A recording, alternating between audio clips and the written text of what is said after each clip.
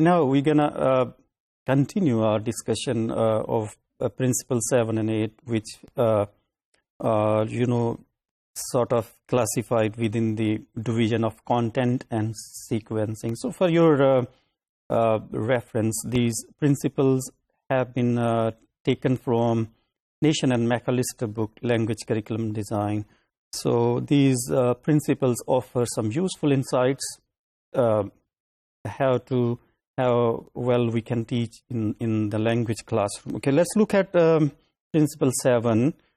The course should help the learners to make the most effective use of previous knowledge. So here, the element is the use of previous knowledge. So the previous knowledge here means is referred to the interference or the use of the first language.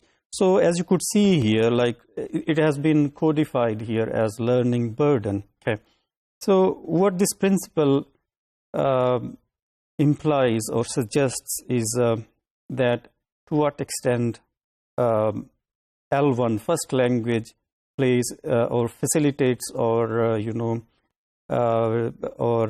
debilitates the process of second language learning. As many of you might be aware of this fact, like there are some key debates going on about the effect of the first language on second language learning. And there are two opposing arguments. For example, the first one, the group of researchers, they say like if learners are a bit proficient in their first language, this element could facilitate the learning of the second language or the acquisition of second language. And on the other hand, some researchers hold that, of course, here evidence, some empirical evidence that if like first language or second language, sorry, is learned naturally the way first language is learned, right? And this principle also, signifies the importance of context, the role of context in language learning. Here, context means, for example, if language is learned in an EFL country, for example, in Pakistan, so the influence of the first language could be very much noticeable. And on the other hand, if a learner is in the English-speaking country, the role of first language could be somewhat of its minimum influence, right? So, and I've seen, I do agree with this point here myself. I've seen myself some students going from Pakistan to England and learning language there. So when after certain period of time, they sort of reach a stage where the influence of Urdu is somewhat,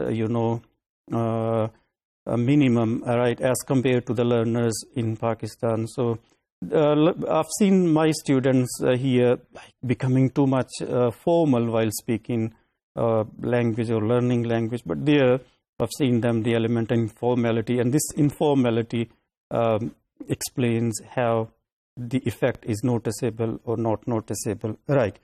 Let's do our principle 8 now. Okay, this deals with the items in a language course should be sequenced so that items which are learned together have a positive effect, okay, on each other for learning, and so that interference effects are avoided. So the key word here is interference, how the process of language learning is intervened by some other variables. Let's have a look at the significance of this principle. You might have noticed in some of the textbooks, right, some antonyms are taught to the students. So, for example, hot and cold.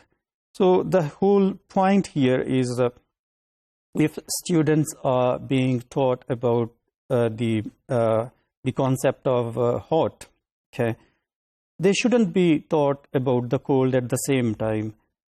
the whole the point here is, to my understanding, is I mean, if hot and cold are paired together or taught together, this could intervene. The element of cold could intervene the understanding of hot. So the whole point is, once the meaning of hot are clarified and learned well, then we can move on to cold. Okay, this is how, you know, it signifies, like how a learner learns a language item and then moves on to the next one. So such problems of interference could be avoided with the help of some sensible approach to language curriculum design. I mean,